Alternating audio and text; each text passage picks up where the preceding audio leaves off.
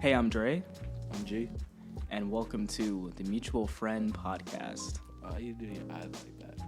That's how you show like expression. I saw you. That's like showing expression when you're Hey, talking. keep that in there. Okay. That's funny. All right. Yeah. So, mutual friend. You want to explain why? We all got a mutual friend in Jesus Christ, our Lord and Savior. Mm-hmm. At least I hope so for me and you's sake. Right. So, yeah, we all got a mutual friend. There you go. Yeah. All right. So, in this episode today, well, actually, let's not even talk about the episode. Let's talk about what the podcast is going to be as a whole. Since this is kind of like the pilot episode, right? I feel it. So, you want to explain? Well, it's just, two dudes growing in our faith, trying to at least. And I feel like good conversation between young black men in and of itself is a good thing. And then when you add Christ, it makes it even better. Right. So I feel like this is a good way to show our growth as well as help others in their walk, if we can. Absolutely. Yeah. So, today's topic. Worthiness, Worthiness. yes. All right. So, before we get into the actual topic, let's go with our verse of the day. Okay. Verse of the day, Deuteronomy 31:8 says, "It is the Lord who goes before you. He will be with you. He will never leave or forsake you. Do not fear or be dismayed." So, why did you choose this as the verse? I chose this verse because, well, in context, you know the context better. Right. Yeah, I want to just explain. So in Deuteronomy 29, okay, Moses is reviewing the covenant, right? He's reviewing the laws and such. And this is after the Israelites have been in the wilderness for 40 years. Okay, so they've been in the wilderness for 40 years, and Moses is like trying to get them to return to the Lord in Deuteronomy 30, where he's like, guys, the Lord has delivered us from Egypt, from bondage, from slavery, and we need to return to him. So in 31, the leadership is changing over to Joshua, and the Lord is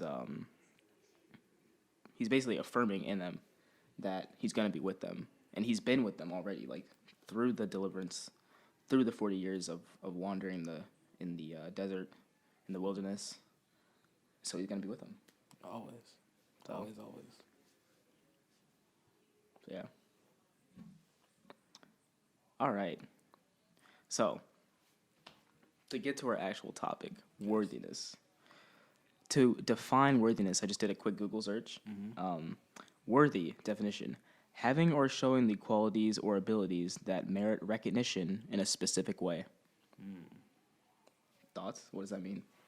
I feel like I'm going to hold this too. Yeah. That way I can sit back a little bit. Yeah, holding it, gang. Yeah. All right, can you read it one more time?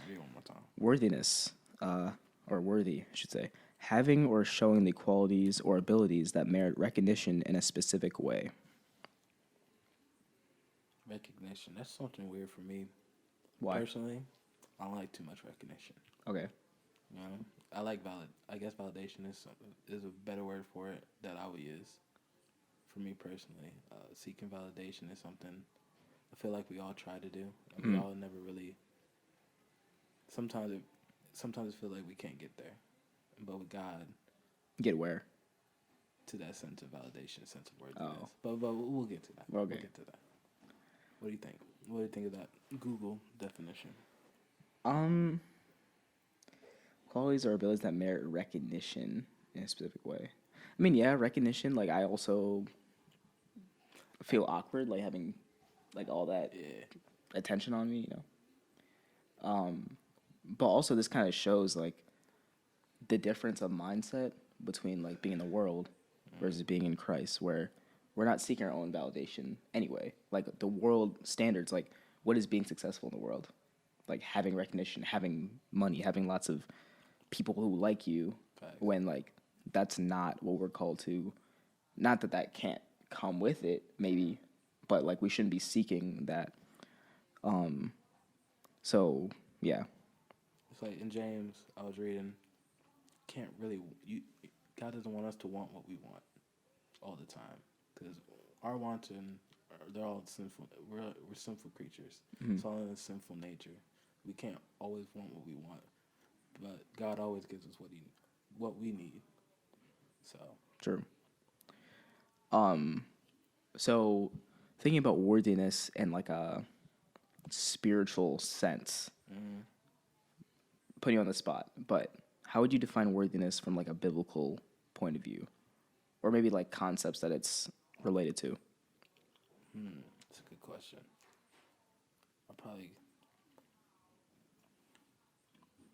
I'd say that worthiness is not something that's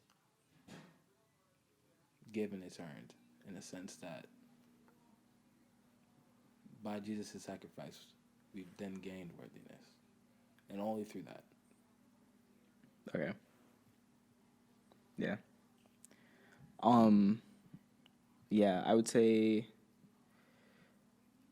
worthiness, like from a biblical point of view. I mean, it's like I don't know how to use it without saying worthy. Like it's just worthy of like the praise, worthy of honor and such. Which this leads to another question. Are we worthy as humans? No. Elaborate. It's we become worthy through Jesus Christ and Jesus Christ alone. Without that, we don't see heaven. We're damned to hell. That's just the facts. Facts. Right. So, I mean, we're not worthy, but I don't think the point of it is to feel worthy. I think the point of it is to feel confident in your relationship with Jesus.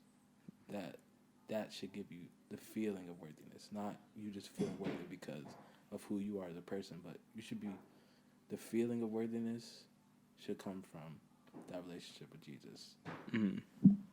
I'm putting it back now. But kind of to piggyback on that, talking about the feeling of worthiness.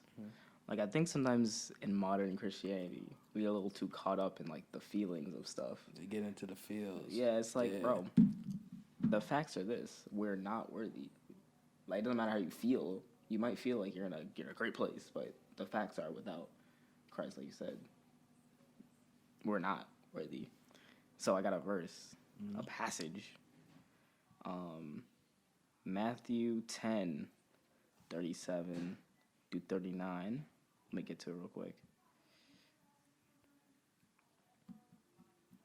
Matthew 10:37.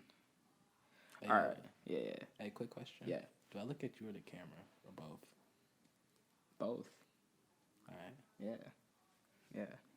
All right. So this is Jesus talking. He says, "Whoever loves father or mother more than me is not worthy of me, and whoever loves son or daughter more than me is not worthy of me. And whoever does not take his cross and follow me is not worthy of me. Whoever finds his life will lose it, and whoever loses his life for my sake will find it." So Jesus is setting a pretty high standard here. He's like, if you're not putting me first before everything, you're not worthy. And honestly, every second of the day, are you putting him first in everything? Yes or no? In your own life? Every second of every day? Yeah. No, but I need to. Right. But that's recognizing my own struggles in my walk. Right. You know, no walk's perfect, but as long as you're looking towards Christ and that relationship, then at least you're on the right path. Yeah. So yeah, Jesus is saying here, like, even you trying, it's still not worthy enough, you know? Yeah. Like, his standards are so high. And like whenever I read this, I'm like, shoot, you know, like this is why we need him. Thanks. Here's a question. So, why do you think it could be hard to feel worthy of God's love, grace, mercy, so on and so forth? Say that to me one more time, please. Why do you think it could be hard to feel worthy of God's love, grace, mercy, etc.? I feel like once you're on that journey with Christ, right?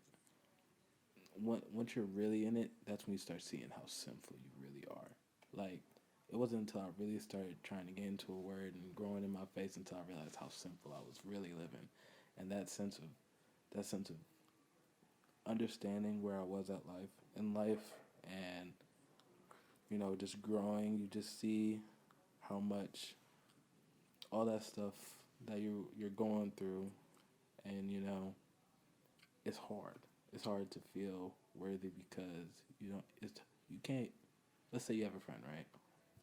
Okay. You got a friend, Oh, a friend. a friend, right? A friend. You got a friend, right? Right. This friend, let's say they take some money from you. You don't know it, right? It was nothing big, just like $5. Like you would Okay. still be upset with that friend, right? Yeah. Because of that and that alone, God says that's a sin. You go to hell. Straight up. That's how it is. Yeah. But because of Jesus, because of our mutual friend, that's not the case. It's not the case. Right.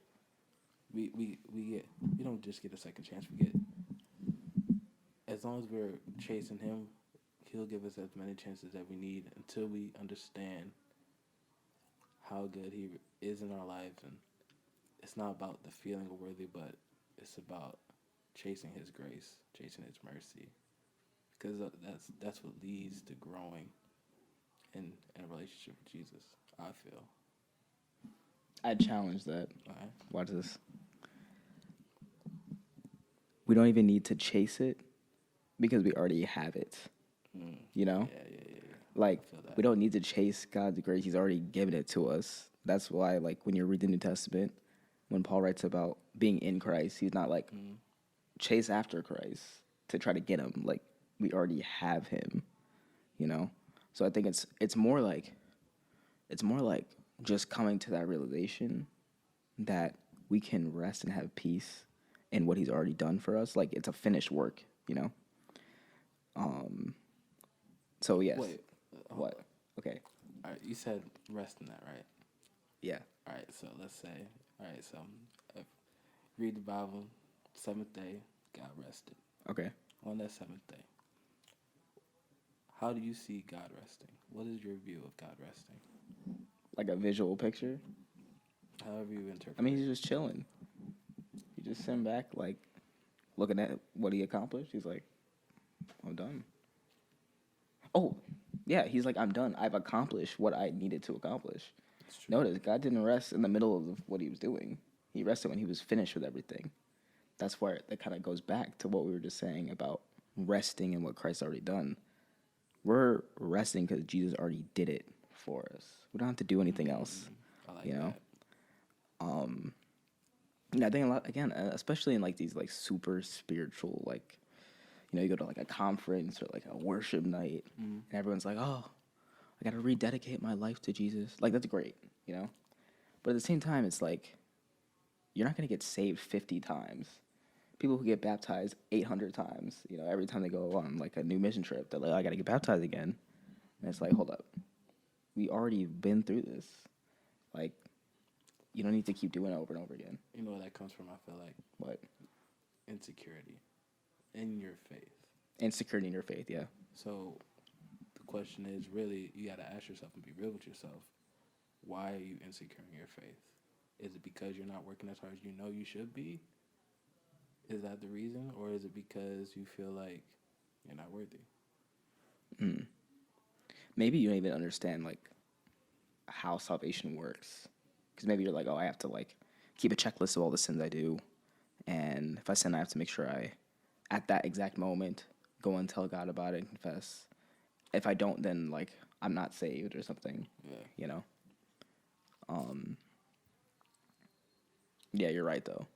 The insecurity of our faith is very true. Very true. Yeah. And I think we've all been there. We're like, man, am I really saved, Yeah. Because I keep doing these things. But I feel like if you don't question anything, you won't get the answers. True. You got to challenge your faith in the sense of you got to test your growth, I guess, in a sense. I keep saying in a sense, but in a sense, in a sense, test your faith. It doesn't mean you have to. I get to go to this party because I want to test my faith. No, it's like Or you test yourself to make sure you're reading your Bible every day. If you read it for 30 minutes yesterday, see if you, I'll go a little longer than that. 45 minutes, Yeah. maybe an hour, you know? Yeah. Am I really committed, or am I just doing it just to do it, just so I can go to heaven? Right. Okay. This reminds me of a story. Okay. So a couple months ago, I was at this event, and I do photography stuff. So Yeah. I was shooting an event. Hey, DP. You know. But yeah, I was over there shooting this event, and one of my other photography friends was there, and he is a practicing Muslim, right? So we're talking. He just got back from this trip to LA, and he was like, or maybe it was Florida. I think it was LA. It was LA. It was most likely LA. Somewhere Okay. sunny. Yeah, and I was asking about his experience. It looked really cool. He took great photos. He's like great. He's really great. And I was like, yeah, so how was the trip? He was like, it was fun, but I don't know. I don't think I could ever live in LA. I was like, why not? He's like, the lifestyle just isn't for me. And I asked him to like explain more, and he was like, basically he was just describing the sinfulness of like the lifestyle there. And I was trying to I saw this as a moment, like a real good spiritual moment. I was like, but why? Like, why is that bad? And he started explaining, he's like, well, it just doesn't seem right or whatever. And so then, we kind of transitioned to more like purpose of life and stuff, like what's the point of life and whatever. So I just straight up asked him, because we're close. I was like, so what's the point of life then? Like, it's okay, you said it's not to party and like get drunk and all that. So what is the point? He was like, well, to worship God. I was like, what does that mean? And he was like, well, just don't sin and try to do everything for his honor and such. And I was like, okay, so what does that look like? Trying to just get him to really explain it. And he was like, yeah, just make sure you're like living your life good and like don't do any major sins. And then we started talking about like the major sins of Islam and all that. And he was saying like, you just got to hope that at the end of your life that your good outweighs your bad, so you can get into heaven, right? That rest, that eternal rest. So I was like, okay. And he's like, isn't that the same in Christianity? I was like, no, that's not. He was like, what do you mean? I was like, well, just like you said earlier, if you stole that $5, hell. You tell one lie, hell. Do any of these things, there's no like major or minor, like any sin is going to send you to hell. And he was like, he was like, what? Like, and then I had to explain, like, hey, that's why I can be certain in what Jesus already done for me, because I don't have to worry about my life being a weighing of the balances at the end of my life, So that sense of worthiness that I know that he probably thinks about every day. He's like, man, I hope I'm worthy enough to like be able to be with God eternally. We don't have to worry about, because we already know we're not, but Jesus was, and he is. That was my little story. Preach. But yeah. So that was my little side story. Go with that. So we talked about worthiness from a sense of like, our eternal state, biblical worthiness, the feeling of sin and all that. What about worthiness in terms of like self-worth, and like maybe personal insecurities or self-esteem, etc.? Looking at it, self-worth is, I struggle with feeling self-worth sometimes, because it's when you recognize the sin in your life, and you have to take it out. Sometimes it's like you realized, and it sounds weird, but sometimes you realize you like sin. That's true. It's like you like sin. It's hard. It's as a Christian, you don't want to ever say that out loud, but if you got to be real with yourself, which you need to be in order to grow. Right. Sometimes you like the sin you're doing. And a lot of times. Most of the time. When are you ever going to do something you don't like doing? That's when it becomes work. People hate work. True. But usually work isn't sin. Usually. But go on. But yeah, just putting in that work is hard, but it's for your growth and for a better relationship with Christ. That's most important. And so putting in that work, and that's where I believe that self-worship is. That's where it comes from. That's where it starts. Self-worship. Self-worth. Self-worth? Oh, I was about to say, like, hold up. Yeah, I think kind of going on, like, what you said earlier about, like, you know, being young men, being young black men specifically.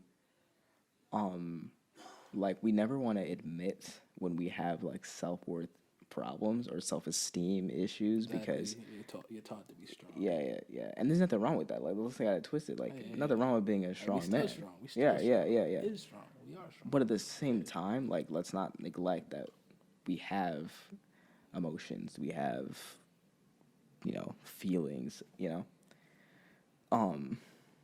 But especially what? Go. Me personally, I don't really show up. Neither do I. It's just not my nature as Yeah. of yet. As of yet. I'll get there someday because that's how you grow. As a character development, that's what God's doing. That's Right. What, you know, especially we're in our 20s, so everybody talks about how great your 20s are. This is God's building years as well as your own. Mm-hmm. So, Yeah. back to what you were saying, though. Oh man, I forgot. Yeah, I'm bad. Self-esteem. Oh yeah. Yeah, seeing like self-esteem issues and self-worth issues, like, not to be like completely sexist, but usually that's like a female type thing that we associate with women. Like, they, you know, especially like young girls, when they start getting older, they like look in the mirror like, oh, I look ugly. How many women do you hear like, oh, I look ugly? Yeah. You know, you don't usually hear men saying that, but men are usually thinking it. They just won't say it out loud. And, you know, every man definitely cares about his appearance, you know, cares about how he is looked at, but we don't like to talk about it, you know. So I think it's healthy to recognize. I think growing in your self-worth also is growing in being able to show your vulnerability. Yeah. Not only to yourself in your relationship with Christ, but to those around you that you care about and you love. You know, showing that vulnerable side, because without that, I mean, if you're just keeping it all inside, that's not healthy mentally. Right. So. Right. Definitely need people that you can vent to, you can talk to. Bounce ideas off of, get advice from. Like, Exactly. Everybody needs those people. Exactly.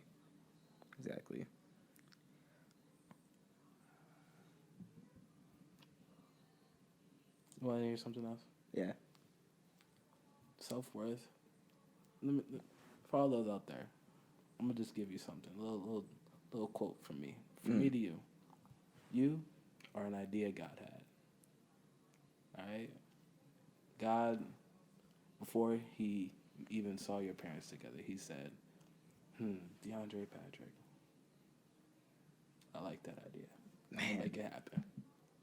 Think about that. Yeah. You're an idea God had. I'm an idea God had. It's deep. I tried to be. That's deep. That is deep. See, he says that I knew you in your mother's womb. Isn't that crazy? Yeah. Yeah. And we always know the famous verse in Jeremiah. What does it say? For I know the plans I have for you, saith the Lord. Exactly. Planned out.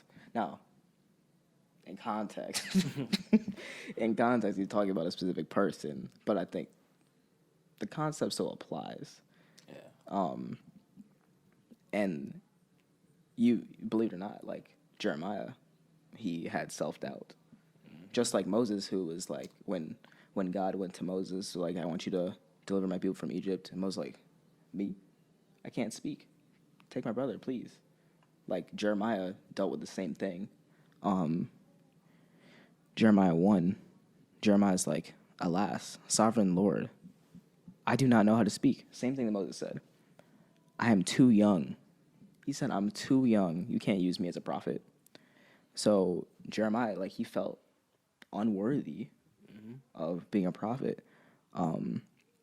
But it says here, the Lord encouraged him, saying, do not say I'm too young. You must go to everyone I send you to and say whatever I command you. Do not be afraid of them, for I am with you and will rescue you. That's Jeremiah 1, 7 through 8. So even through Jeremiah's struggles with his own self-worth, his insecurities because of his age, because of, you know, his inadequacy, God still used him. He still encouraged him. And later on, we know, like you said, in Jeremiah 29, said he had this plan for him from the beginning. And Jeremiah didn't know this, obviously, back then. So in our own lives, like, how often do we try to shut down God's ideas for us because of our own issues of self-worth? Like, we can still be used. I got some food for thought, all right? Okay. So, self-worth, that's feeling of self-doubt that takes away from that feeling of self-worth, right? Where do you think that comes from? Where the feeling of doubt comes from in self-worth? Self-doubt, yes. Well, I mean, like, if you really want to think all psychological, I mean, how we're raised. Sometimes we're raised in households that don't encourage us. Maybe. Not me, but some, you know. Maybe it's just like the people around us in school, you know, growing up, being told, you know, oh, you're not smart. You're not a good student, you know, or whatever. Like, whatever. I guess to sum it up, your environment. I mean, commonly said, but you're a product of your environment, and it's true in a negative way that what you hear being spoken about you, especially while you're young, will definitely influence what you think about yourself. So, like, I can be grateful because, like, I grew up in a family that was very encouraging. So, me growing up, I always knew and thought about, oh, I can have confidence because people are encouraging me around me. But some people don't have that. Yeah. So, that's what I would say.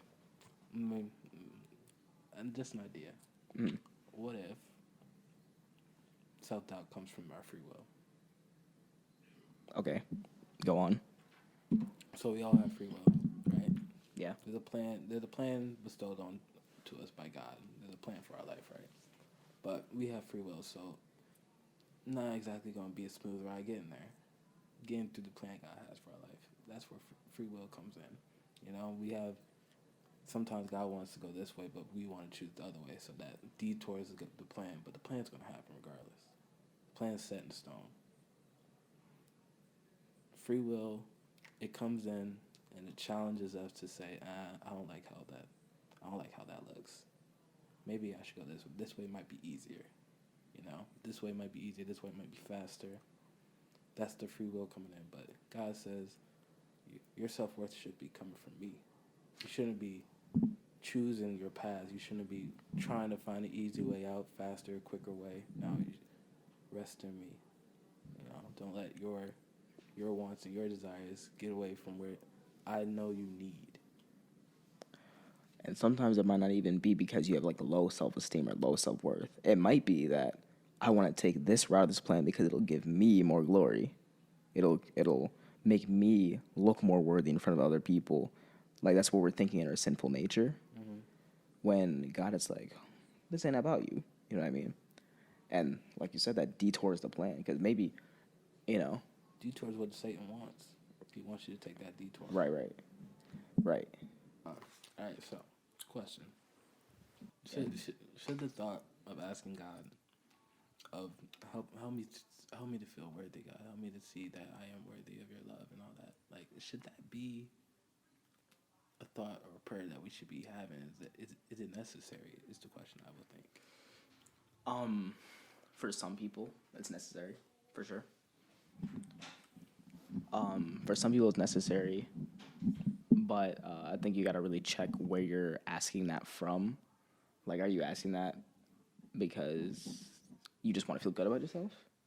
Or, like, you genuinely are only thinking about God? I don't know. You just got to ask yourself what you're really asking.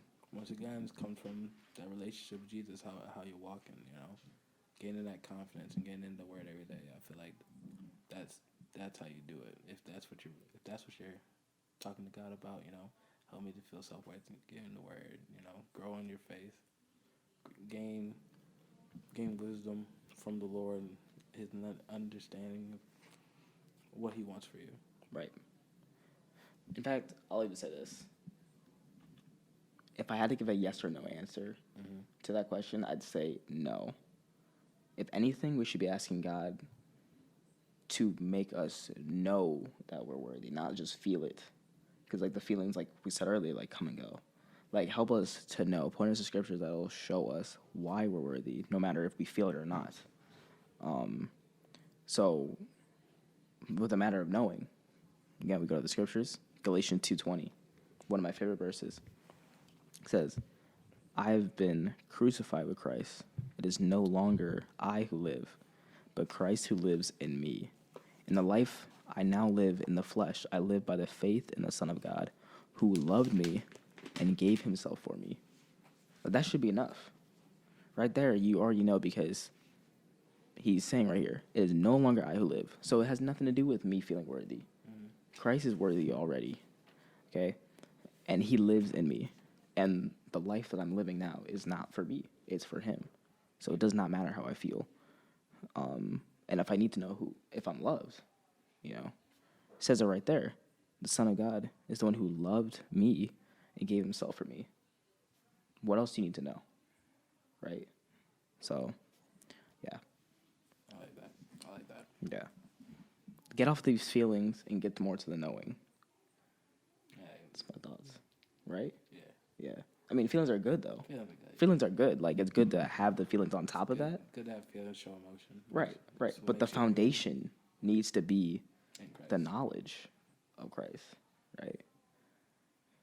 I like that. Right. All So, right, yeah. Self-doubt, the future. Self-doubt in the future. I mean, from a young people's perspective, right? I think I'll just speak for me. Like, I'm thinking, all right, 5 years from now, where will I be? I hope that I can be having a little success in my career and such. I'm hoping I can, hit all these benchmarks, right? But always the doubt will come in, like, oh, what if that doesn't happen? Or what if you're not doing the right thing right now? That'll throw you off that path. And it's scary. It's a little scary because it's like, I don't know what I'm doing. So, and it's not even really doubt in, like, myself, like my abilities. It's just like, will it work out? Will it work out the way I like it? Yeah. Maybe that's more of it. Will it work out the way I like it? When in reality, it should be more like, will it work out the way he sees it? Right, the way that he wants it. Yeah. Because what he wants might not be what I want. And I guess it's like coming to terms with that. It's like, okay, would you like $1 million? Would that be nice? Of course. Yeah. Well, what if that's not God's plan for you? And it's like, oh, but I really want $1 million. But, like, that might not be God's plan. His plan might be you have $100, or you might have $100 million. So you weren't expecting that. You know what I mean? Not that it's all about the money, but I'm just using that as an example. Yeah. Like Proverbs 16:9 says that we can make our own plans, but the Lord determines our steps. So in this time period, you're early to mid-20s, you're all in this planning stage. You're like, yes, as soon as I graduate, as soon as I get this job, then this will happen, this will happen, this will happen. You have this whole thing planned out. And God might be like, that's exactly how it'll work out. Or not going to happen like that at all. We just have to be, like, willing to trust that. Yeah. So, and it's hard, if I'm being honest. It is. Me personally, 5 years from now, I don't know what's going to happen. Right. I don't know what I'm going to be doing, but I feel like the hard part of me is doubting if I'm actually, because I feel like my purpose in life is to do what God needs me to do. I know that is what it is. Right. Finding out what that is, that was a hard part for me. Finding out what exactly God needs me to do.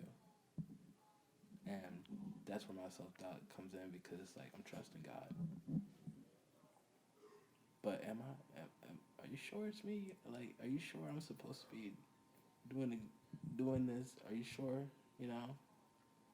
and it, but then again,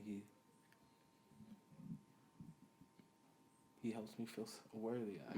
He does, so I'm just trusting him. Right. As the futures go on, I'm not a huge money-driven person. Mm. It's nice to have it, but I mean, it's not important really. Right. Doesn't matter. You can't take it with you when you're gone. Facts. So, I mean, as long as I, 5 years from now, find me, wife, Yeah. So, I mean, That'd be I'm nice. good with that. Right. That's all I really got about that. Mm. So the hard part is just trusting Trusting in God's plan. Trusting God's plan. That's the hard part for me. And because I doubt what? The doubt for me comes in where I doubt that I'm right for God's plan. That's where the doubt for me comes in. I see. The doubt for me is not knowing what God's plan is. Because I feel like a lot of times, especially in like that like prosperity type movement, we're like, oh yeah, I'm trusting God's plan. But in reality, you're trusting your own plan and hoping that God like stamps his approval on it. Yeah.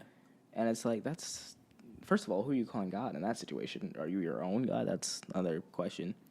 But mainly it's like you said, you know that you were supposed to be used for God's plans, right? Exactly. That's all you know. He didn't give you any more details other than that, as far as I know, right? So, and similar for me, like, okay, we're supposed to glorify God, honor him, be used by him, but what does that look like? I don't know. And I don't want to put my own, like, thoughts on it and just hope, I can manifest it to happen. Like, that's not how that works, So, yeah, being willing to put aside your own wants and desires for his, very difficult in this young stage. Sometimes you just got to see what you're passionate at. Maybe what you're passionate at is what God's calling you to. Yeah. Maybe he gave you those passions for a reason. Exactly. He gives all of us gifts. You have to get the photography. I play the drums. Right. So. Right. We all got our gifts. We all got our passions. Follow those things first to see where that leads you. That's what, if anyone takes anything away from an advice standpoint about maybe you don't know what you're supposed to do, just start there. See if that gives you a starting point. Yeah. Yeah. And to really mess up everything you just said. Be willing to throw all that away if he tells you to. Yeah. Like if he told me, hey, those cameras you spent all that money on, throw them away because you're not going to use them. Or the drum set, sell it.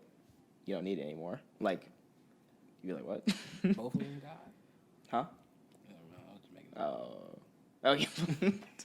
But yeah, it's like being willing to surrender to his will. Just like that verse in Matthew said, if you love father or mother more than me, brother or sister more than me, you're not worthy of me. So fill in the blank. It might not even be your father or mother because you might hate your father or mother. It might be, that car you like or this job that you think is your dream job. If you're loving that more than him, you're not worthy of him. So, good daily reminder. Yeah. Good daily reminder. I like that. Final thoughts. Well, I will say this. It's not about when you get there. It's about how you get there sometimes. We always worry about the destination, but it's like once you have that relationship with Christ, the destination is found already. It's in the GPS. You know where you're going. In the GPS. Love it's that. in there. It's like you know exactly where you're going once you gain that salvation. The hard part is after you gain salvation, you've asked Jesus to come in your life. You're trying to grow in your faith. When you stumble, when you take a detour on that GPS, when a road is closed, you got a detour. But letting God show you the way, having confidence in not only your relationship with him, but feeling worthy of his love and his grace and mercy and trusting that he'll get you there. I think that's the key. Trusting that he'll get you where you need to go. That's good. Very good. My final thoughts, my final takeaways. You're not worthy without Jesus. So he is the way, the truth, and the life. Exactly. So I think it's just banking on knowing that he is, and that he's loved us enough to be able to give us the gift of salvation and giving us purpose in spreading the gospel first and foremost. Like, that's enough. If he is willing to trust us enough to share his message alone, like, that alone should be enough to make us know, okay, we're at least worthy of that. Yeah. That's the greatest calling that anyone could have, which we all have that. So yeah, that's my takeaway. That's my final takeaway. All right, I like it. Yeah. All right. Well, before we go, I thought it'd be a cool idea if we do a song suggestion for everybody out there, because, all right, I love music. Music is one of my passions. All right, I feel like if you don't like music, I don't know what to say about you. I'm just be real. But music today, real filthy, you know. And I'm successful. I fall into it too, you know. I listen to, you know, the Drakes out there, the Lil Babies, you know. It's hard. It's hard. It'd be bangers. Yeah. So, but I want to give you guys like a little suggestion out there. Caleb Gordon, Quick. It's a great song. If you like rap, I feel like you'll like this. Nice beat, flow crazy. So, just my little suggestion out there. My suggestion, since we're recording this around Christmas time, right now I'm listening to Maverick Christmas, A Very Maverick Christmas. Bro, that album is so fire. Like, they killed it. That whole album is fire. My favorite song right now on it is Married Did You Know, with Chandler Moore on it. It's just chef's kiss. It's fire. All right. Yeah. All right. Well, I guess that's it. That's it. All right. Well, I'm G. I'm Dre. And this is the Mutual French Podcast. Peace. Peace.